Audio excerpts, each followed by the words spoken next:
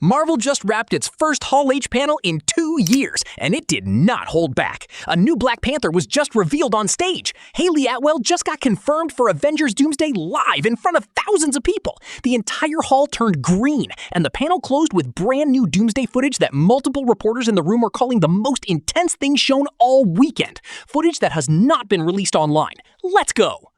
Marvel Studios' panel was officially scheduled for 5:30 to 6:30 p.m. Pacific Time on Saturday, July 25th, but it ran late, kicking off closer to 7 p.m. PT.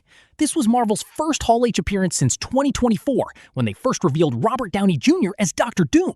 They skipped 2025 entirely while Doomsday was filming in London, which meant this panel was carrying 2 years of built-up firepower. The room opened with a sizzle reel covering past MCU projects. Kevin Feige then walked out wearing a Dr. Doom hat, with Herbie, the Fantastic Four's robot assistant, out warming up the crowd beforehand. Feige opened simply. Today, we're mainly going to talk about movies, because that is what brings us together in the world. Every attendee in the hall was also handed a Dr. Doom mask and cape on the way in, a detail that pays off later.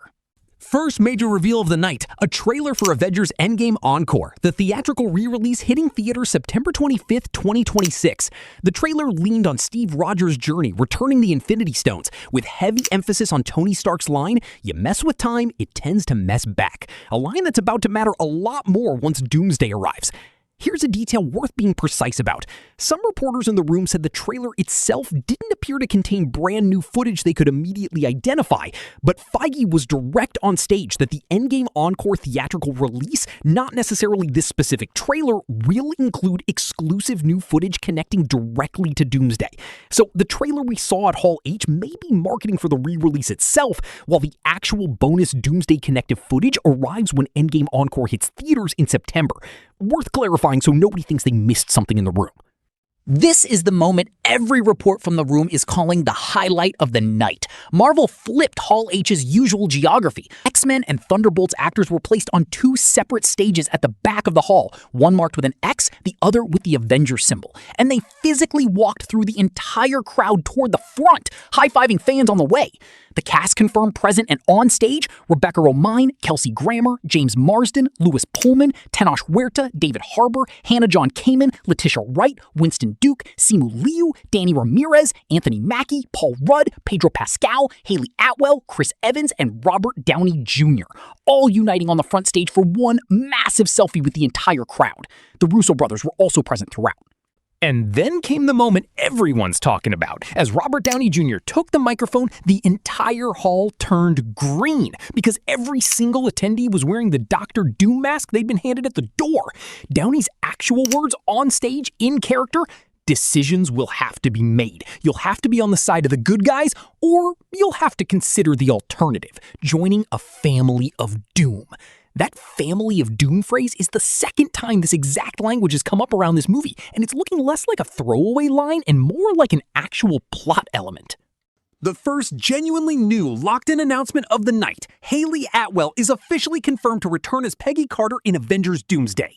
This isn't a leak, a rumor, or a scooper claim anymore. It was said on stage, on the record, at the panel. For anyone who's followed the theories about Steve Rogers' timeline since the ending of Avengers Endgame, this shouldn't come as a surprise, but it is the first time Marvel itself has put it on paper.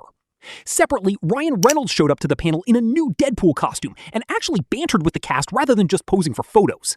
He directly asked Paul Rudd why Thor was crying in Deadpool and Wolverine, and asked the room whether there's any additional photography still scheduled that could add Deadpool into the finished film. Nobody gave him a straight answer. As of right now, it's officially unconfirmed whether Deadpool appears in Doomsday, but showing up in a new costume, specifically at this panel, does raise the odds. A few reveals landed that aren't about Doomsday directly, but are worth knowing because they reshape the wider MCU conversation happening around it. Jon Bernthal crashed the panel to remind the room that Spider-Man Brand New Day hits theaters in 1 week, and Marvel showed an exclusive clip featuring the Punisher and Spider-Man fighting the Hulk. Ryan Gosling was confirmed as the MCU's new Ghost Rider in a film directed by Sean Levy, the same director behind Deadpool and Wolverine, releasing in 2028. Marvel built genuine suspense around this one. Journalist Josh Horowitz was handed a microphone specifically to ask whether Gosling would play the role. The lights went out and the reveal followed. Black Panther 3 got its own moment. David Jonsson was revealed as the MCU's new Black Panther, with the film dated for December 2028. Jonsson closed out that segment of the night with a single line: "The honor is entirely mine." Vision Quest, a Disney Plus project separately reported to be the third entry in what Feige has called the WandaVision trilogy, only got a brief mention.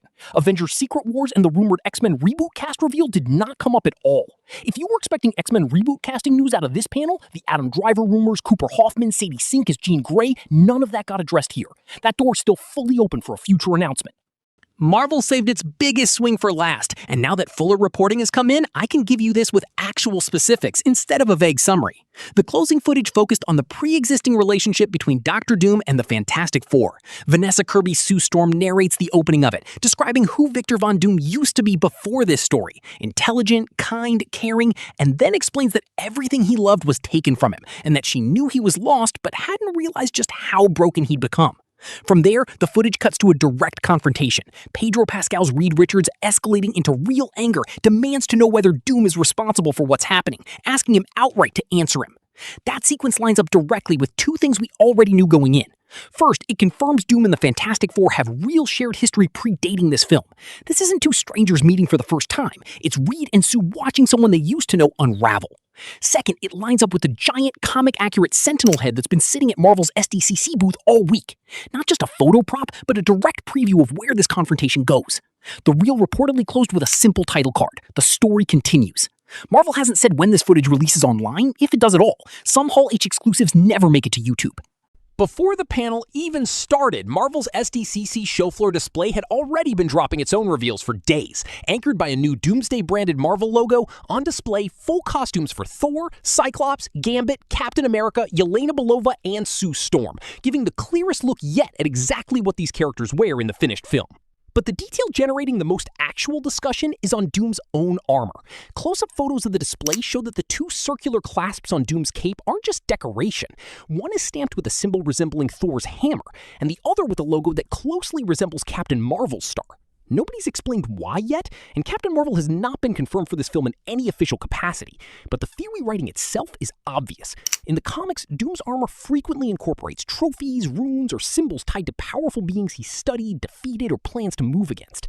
If that logic holds here, Doom embedding Carol Danvers' symbol into his own armor either signals a direct confrontation between them somewhere in this story, or at minimum that he's already identified her as one of the few people capable of standing in his way. Worth remembering that Brie Larson's Carol still has unresolved guilt over Monica Rambeau's fate from the Marvel's ending, which, given this entire film is built around multiverse hopping to rescue and reunite people, gives her a very clean reason to be involved even if Marvel hasn't said so directly. Also worth logging clearly, Marvel released a second official Doctor Doom poster around the panel, this time showing Robert Downey Jr.'s full villain design from straight-on front-facing, a more direct look than the first poster's angled, tapestry-focused composition from last week. So here's the full, verified rundown. Endgame Encore trailer in its September 25 release, the full cast walking through a sea of Doom masks, Hayley Atwell officially confirmed as Peggy Carter, Ryan Gosling as Ghost Rider, David Jonsson as the new Black Panther, a second official Doom poster, and a closing piece of unreleased footage where Sue Storm explains exactly how broken Victor Von Doom has become before Reed Richards confronts him directly. Plus, that lingering mystery on Doom's own armor. Thor symbol on one shoulder clasp, something that looks a lot like Captain Marvel's on the other, and zero explanation given yet. No X-Men reboot cast news, no Secret Wars details, those are still coming. If that closing footage or a fuller description of it leaks online in the next few hours, I'll have a follow-up the second it does.